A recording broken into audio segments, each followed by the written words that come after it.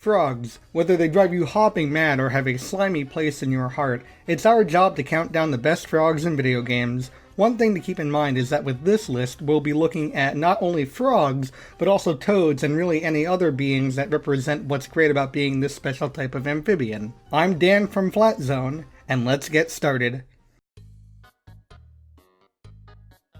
Now, I'm not good at many things, but if there's one thing I think I mastered, it's the art of the pun. If you want to execute the perfect pun, you need the correct mix of cheesiness and self-loathing in order to pull it off. And while you may never find someone as pun crazy as me, you'll find someone pretty close right under the village in Shovel Knight. While he may look like your everyday run-of-the-mill frog, Croaker is much more special than that. Each time you talk to this amiable amphibian, he'll give you one of his wisecracking puns, followed by a small animation of his throat inflating. It's a little nod to show you that yes, he really did just say that, and yes, it was pretty awesome. You'll even earn an achievement if you listen to every single pun that this frog has to offer, and after every single pun it's topped off with the inflating throat. That being said, he doesn't have any other purpose in the game, and we don't really get to see any of this frog's abilities put to the test, so that means he only just makes the bottom of this list. That being said, making the top 10 isn't such a bad thing, or so I've been told. I'm not sorry for that. Out in the wild jungle, it's every flora and fauna for themselves as they all follow the law of nature, eat or be eaten. That being said, it's not too uncommon to see animals help each other out of a mutually beneficial relationship. In the world of Donkey Kong Country, there are many different animal buddies that help out our favorite ape family traverse vast countrysides, whether it be a rhino, a swordfish, a parakeet, or even a frog. In the grand scheme of things, Winky doesn't seem to stand out that much from the rest of them. After all, he only appears in a few levels of the first game, but there's a lot more to him than meets the eye. With this animal buddy by your side, you can reach places that were never even imaginable with just the apes. This is very helpful when it comes to getting all the collectibles and making tricky jumps. He can also jump on zingers, which is very helpful for maneuvering around those pesky pests. And when times are really tough, you can pull a Yoshi and ditch him for an extra boost. Sadly though, it looks like our amphibious acquaintance took one too many falls into bottomless pits, as he never returned for any other game in the series. Some say he's still alive to this day, but by this time I think it's safe to say that he truly has croaked. Get ready for a load more of these coming up, by the way. While researching for this list, it dawned on me that there are a lot more frogs in the Legend of Zelda series than I had previously remembered. There's the Deku frog from Twilight Princess and the Gecko and Donjiro frogs from Majora's Mask. But no frogs play a more important role in the Zelda series than Cyclos and Zephos from Wind Waker. Even though they're technically gods, they're portrayed as frogs, so that's close enough, we're not too picky here. Anyway, Zephos is the older, kinder, and wiser of the brothers, while Cyclos is the more brash one, who you'll have to fight if you encounter him in one of his cyclones out on the open sea. Both of these frog deities teach you important songs to use on your Wind Waker. Zephos teaches you Wind's Requiem, which allows you to change the wind's direction, and once you defeat Cyclos, he'll teach you Ballad of Gales, which allows you to warp to a bunch of different islands. It's really interesting to see that even though these two are immortal gods, they still bicker just like any other siblings would. I'm guessing that their get-togethers were quite ribbitting. Not stopping anytime soon, folks. Like Zelda, there have been plenty of representations of frogs in the Pokemon franchise as well. There were plenty of solid choices for this entry, like Politoed, Croagunk, and apparently Venusaur for some reason from what we've seen of his walking animation in Pokemon Let's Go. But only one frog Pokemon can say that they were worthy enough to earn a spot as a fighter in the Smash Bros. Series. Greninja, as the name might suggest it, is a ninja frog Pokemon. It's a very tactical fighter that likes to strategize a plan of attack as opposed to going in blind. As a Water Dark type, it can learn moves like Water Shuriken and Night Slash, which further signifies its status as the ninja Pokemon. Top that off with the fact that it uses its tongue, aka one of a frog's most powerful weapons, as a scarf. If that's not enough, in the anime, thanks to Bond Phenomenon, say that 5 times fast, Ash's Greninja is able to transform into, well, Ash Greninja. where it becomes a more powerful Pokemon at the cost of causing damage to Ash whenever Greninja is damaged. Seeing as how this transformation is a representation of the friendship between Ash and Greninja, I think that the trade-off is okie croaky. I know I used croak already, but I think it worked here too, don't you? Yoshi's Island on the SNES introduced many new mechanics to the Mario franchise that we hadn't seen before, and with that came a plethora of new and unique enemies. Once you get to the swampy areas of Yoshi's Island, you'll come across these big frogs that'll try to munch up Baby Mario, which, I kid you not, are labeled as pirate frogs. Unfortunately, they aren't so much yo-ho-ho eye-patch parrot pirates as they are, hey, we're gonna eat your baby pirates. Admittedly, I'm not as caught up with my pirate history as I'd like to be, so maybe I'm not up to the part where the pirates done on babies. I don't know, we'll see later. Anyways, all these frogs are led by Prince Froggy, the mid-boss of World 3. Weirdly enough, Prince Froggy doesn't look that much different than his subordinates, and heck, he isn't even doused with Kamek's magic. That being said, he does swallow up Yoshi after Kamek shrinks him and Baby Mario down to a morsel size. The fight then ensues within the bowels of the beast, where Yoshi has to swallow Shy Guys and then launch them at Prince's uvula, until he eventually expels our heroes in a way that I'd rather not look too much into. Something interesting about this fight is that the Shy Guys you do swallow up seem to be giant, but you have to remember that Yoshi was shrunken down, so you're actually egging average-sized Shy Guys. Needless to say, this fight was pretty memorable, and definitely gave Prince Froggy a spot on this list. Oh, and here's a fun fact. Real frogs don't have uvulas. We all thought that Prince Froggy was an amphibian, but it turns out that he's actually an amphibian. Okay, I'll admit that one makes more sense on paper, but still. As we've established in the last entry, a Prince Frog is pretty dang cool. But a King Frog? Buddy, that's a whole new level of monarchy right there. Wart may not have made a huge impact on the Mario franchise as a whole, or even Nintendo for that matter, but his antics were the cause of one of, if not the strangest Mario 2D platformer. Leader of a gang called the 8-Bits, and yes, I do see the irony in the name, he conquers Subcon, also known as the Land of Dreams, and uses the Dream Machine to create more monsters to keep the denizens of Subcon in line. Gotta admit that's pretty impressive in the grand scheme of things.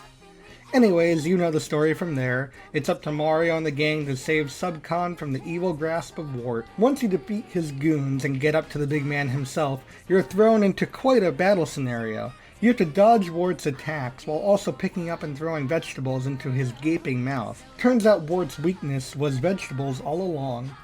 Wow, that's such a relatable trait. I get you, Wart. Vegetables are gross and icky. Nah, I kid. Make sure you eat your vegetables and drink your milk so you become big and strong. Unfortunately, we don't see much of Wart after this entry, and it seems like Nintendo is doing their best to make sure that Wart is nothing more than a fragment of our memories. Oof, that one hurt me a little bit too. One series that I've always found to be outstanding in its character design is the Mega Man series, especially with the Robot Masters. With 8 of the 11 mainline games being 8-bit, it's insane to see that they were able to come up with all these unique designs and attacks for these bad bots. And out of all the Robot Masters created, none exemplified the concept of frogs quite like Toadman from Mega Man 4. While not being an actual toad, I'm not going to be the one to deny it of its dreams. Toadman is life goals. Created by Dr. Cossack, Toadman was originally an agricultural robot with the intention of creating irrigation systems for crops during times of drought. After being forced to help Dr. Wily, Toadman received a few upgrades, including his signature weapon, Rain Flush, which summons acid rain over a wide area. Seems kind of ironic as he is now the literal antithesis of what he was originally intended for, but that's neither here nor there. Once getting through a surprisingly crazy stage, Mega Man is ready to face off against Toadman and almost instantly annihilate him with one of the most exploitable fights in the entire series. What really caught me off guard is that unlike the Uvula incident, Capcom really seemed to do their homework with Toadman. I mean, there are clear examples like his height and jumping capabilities, and his power being water-based, but there's also some neat tidbits that I didn't even know about until researching. For example, Toadman is said to be tone deaf, which is reminiscent of amphibians having poor hearing, and it's said that he's uncomfortable around Snake Man, which would make sense given that snakes do have a tendency to eat toads. These little details and more make up for the fact that the fight against Toadman wasn't as Roboto-y-Robot-Toad as we would have hoped. Ooh, that one's good. That one's going in the books. One of the given factors of life in society is that if there's a popular IP, chances are there's going to be imitators of said IP. Now, not all ripoffs are guaranteed to be bad. A lot of them will be, but in a sea of mediocrity, there's bound to be a shining gem. And in the world of TMNT ripoffs, the Battletoads are that shining gem. Now, I'm not calling them a complete ripoff of the TMNT, but you also can't deny that there are some striking similarities between the two. But in the end it doesn't matter, because Pimple, Zitz, and Rash are their own characters with their own story. Let me just say, these are some persistent amphibians. In their quest to save the universe from the Dark Queen, these bros had to surpass some admittedly impossible odds, including roping down into a cavern, defeating giant spider robots, and traveling at Mach 10 in narrow cave corridors. But if they fall, they just get right back up and walk it off, and I can really respect that. Alongside their rad attire, special kudos to Rash for the cool guy shades, they have the ability to transform certain body parts into different shapes, like a giant fist, ram horns, and even a wrecking ball. That may seem insane, but they're gonna need these powers for the tough-as-nails adventure that they embark on. They let you know that they're up for the challenge, and if you can't keep up, then that's tough toadies. Now that was a tough one to say, ooh boy. We've had fun with this list so far, but now it's time to get, okay, it says on the script that I'm supposed to say serious in a serious tone, but I think you can understand that it's serious without me having to switch my tone to a serious tone. Okay, I'm just gonna get back to the script. By the way, spoiler warning for this entry. It's hard to lose someone you care about, no matter the circumstances, that should go without saying. When you blame yourself for their death, even when it's not your fault, that's a weight that many people can't stand. But when you blame yourself for their death, and then you're the only one that can bear the weapon that can actually kill the person that did kill the one you cared about, I don't think there's a way I can describe the amount of emotions that the individual might be feeling.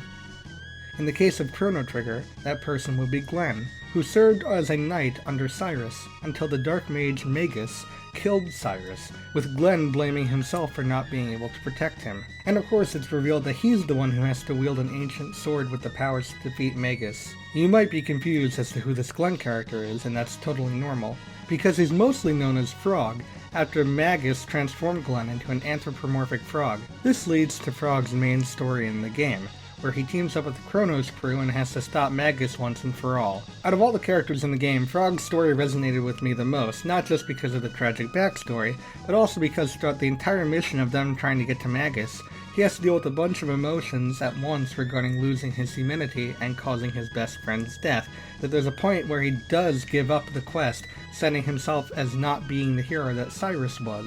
But then seeing him not only overcome his guilt and finally getting to Magus for the final showdown, only to be given the option to fight him or have him as an ally, speaks words to Frog's nature. Frog is a true friend through and through, and I would always want him to be on my side. Okay, serious time is over. The PC port Froggin' sucked! I'm not even mad at this pun!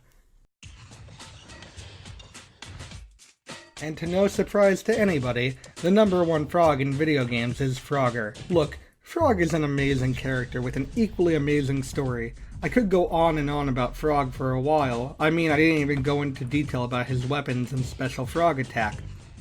But here's the thing. Frogger is such an influential character that helped shape not only modern gaming culture, but modern media culture as well. The sheer simplicity of the game and character attracted many young players, while mastering the game took the hand-eye coordination of much more mature consumers. Between 1981 and this year, Frogger has had over 30 sequels and spin-offs, not counting ports and inclusions in game collections. That's almost a new Frogger game for every year. It got its own animated segment in CBS's Saturday Supercade cartoon lineup.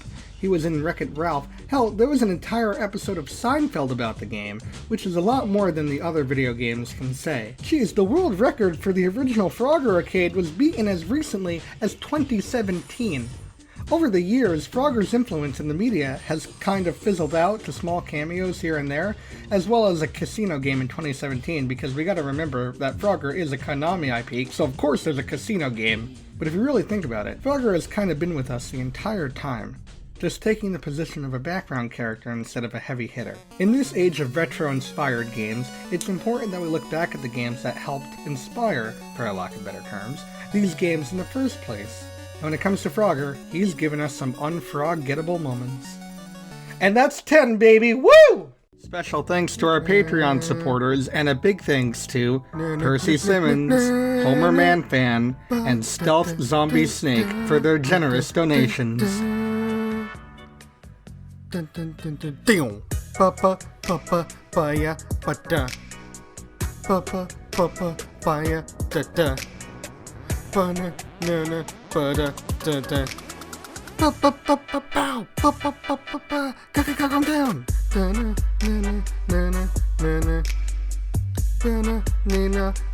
Calm down.